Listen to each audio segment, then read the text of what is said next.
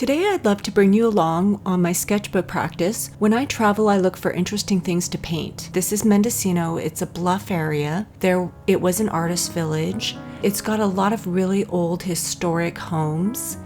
I just love this area. My family's been coming this way since I was a baby, so I have a lot of attachment to Fort Bragg. I have a lot of special memories with Mendocino. And I and my son's in the back seat. We're all painting. And we're going to paint in our sketchbooks, and I decided that we're going to block off little sections with washi tape, and we're going to try and capture just small little scenes. If you're an artist, you can do this with circles or rectangles. If you don't have tape, you can just literally draw the shape that you want to paint in. And this is a good practice to help you try and isolate shapes, and it forces you just to spend a few minutes on a section. You can test out techniques with your brush. I decide that I want to focus on this section that's across the way. Even on rainy days, if you want to paint, sometimes the best way to paint is actually just from your car. So we were prepared to do this. I have a brand new Padash box. It's a little bit on the big side to put on my lap, but it works fairly well. When you're painting within a time frame, you can go really loose or you can focus on details. I'm moving along fairly quickly. I'm probably about 3 minutes into this scene. So the techniques that I'm using are a little bit of wet into wet, and then I'm also using a little bit of dry brush on top. I'm layering. When I paint in oil, often I'll go dark to light, meaning I'll put in dark values first and then I'll add light values on top because you can layer. But with watercolor, it's just a little bit different. You have to kind of think backwards. So I'm painting light to dark in this scene. In the next scene, you're going to see me do the opposite. But with this scene, I began with some of the lighter washes for the building, and then I put in the sky, and now I'm layering the trees that are in the foreground. I want there to be a little bit of a difference in terms of texture and color. I'm not using that many colors on my palette. With this piece, it's a lot of kind of earthy tones. Most of the watercolors that I'm using in this scene they're transparent. You can see that the color in the front, that green value, it's got a value that just glows. It's kind of bright, almost neon, and I'm trying to capture that. And I actually have a paint color that's very similar.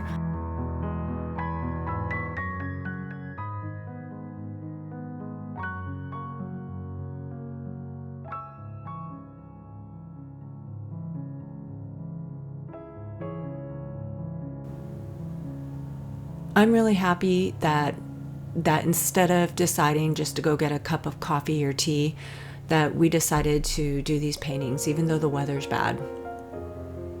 It feels good just to sit down and focus and be productive. And I find that doing a travel sketchbook, using these as practice paintings really help me kind of loosen up. They teach me new things about watercolor constantly. It doesn't matter how many years you've been painting. There's always things to learn, things to relearn, things to practice. If you don't do something for a while, you find that you get a little bit rusty. So this is just all part of being an artist, and I think it's part of what also keeps it fun. Like, you can rediscover things constantly, the techniques and colors and ways to create effects within your paintings.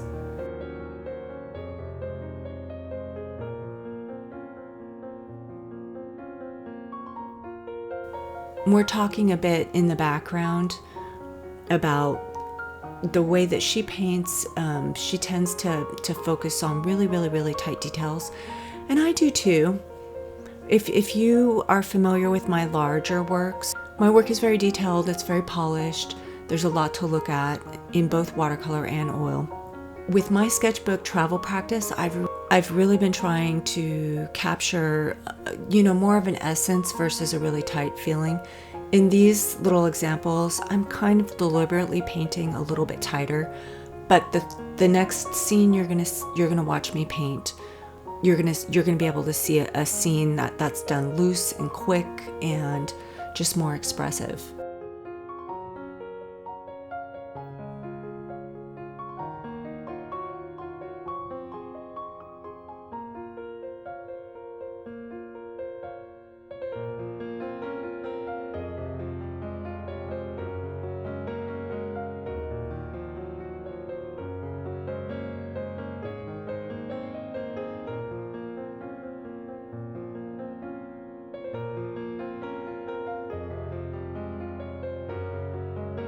This color right here, this green color, my mom's got a color in her palette, and what you're not seeing or hearing is we're talking about this exact color, but a lot of artists don't know what to do with it. And if you've got this color in your palette, you want to tone it down with like an alizarin crimson, or you can tone it down with an umber color, or you can tone it down with even like a sienna or a yellow ochre. I'm going to make a couple different colors from this because otherwise it's a very garish color. And my mom wanted to throw hers out. It's basically the quote green color that you get with watercolor palettes. And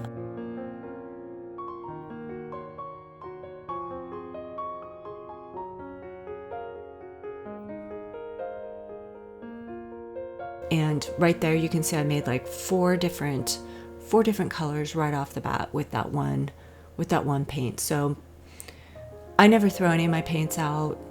There's always a way to mix them. And at this point here, I'm adding a little bit more detail than I probably need to, but I'm just kind of waiting for my mom to catch up.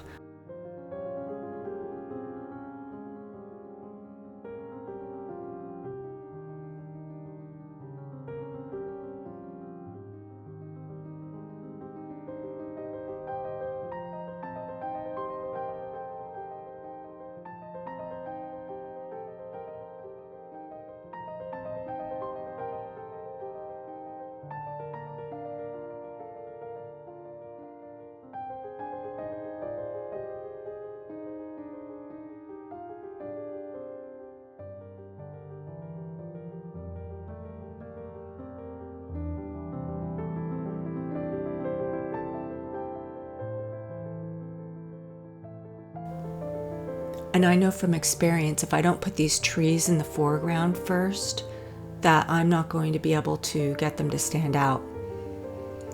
So I'm going to paint the architecture of the houses after I let some of these darker colors, which are the trees and some of the shadows and the bushes in the foreground, dry. So I'm going to get the washes for those elements down first. And even though my painting style can be a little bit on the tight side, I'm always doing abstract brush strokes. You can see that if you look up close, even with my really, really detailed work. And this right here gives you an idea of what we're kind of dealing with. We have the added challenge too that it's raining, and so as raindrops fall on the front of the windshield, the visibility isn't always super great.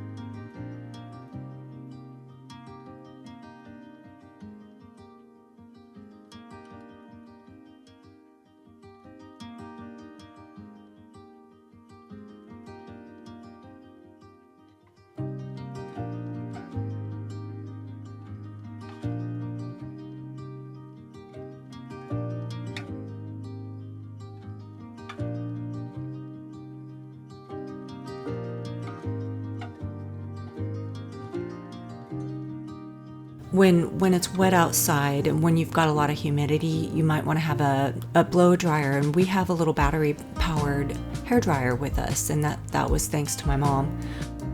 I love architecture. I love doing all the little fine shadowing, and The shadows I feel really have always, they've helped me make my buildings pop. I feel like just doing that extra little bit makes it really kind of stand out.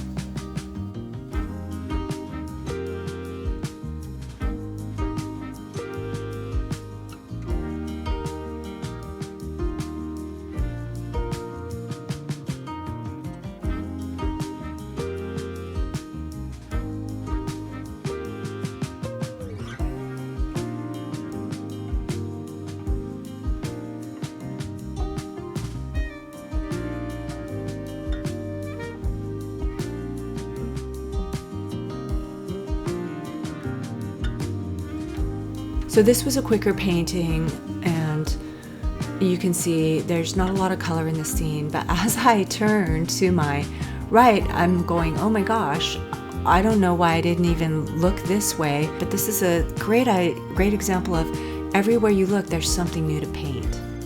We decide to drive to one more beach, and we park, and it's still pouring rain. We were kind of hoping that the rain would let up a bit, and it did towards the end of the painting, and it's very cold too. And I filmed this entire scene. I actually really enjoyed this piece.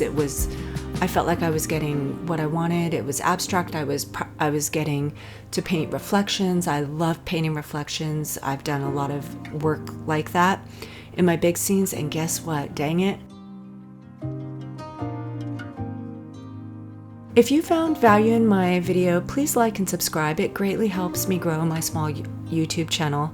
And if you'd like to see more of my reverse painted glass chandeliers, yes, I make chandeliers, and my oil and watercolor paintings and my contemporary works, I am a multidisciplinary artist, and I've been a professional artist for 30 years. Visit floravita.lights.painting. And if you'd like to keep in touch, the best way is to sign up for my art newsletter. I don't send out that often, but when I do, I'm going to show really good work, my best work possible. Hopefully you'll enjoy it. Thank you for watching, and until we meet again.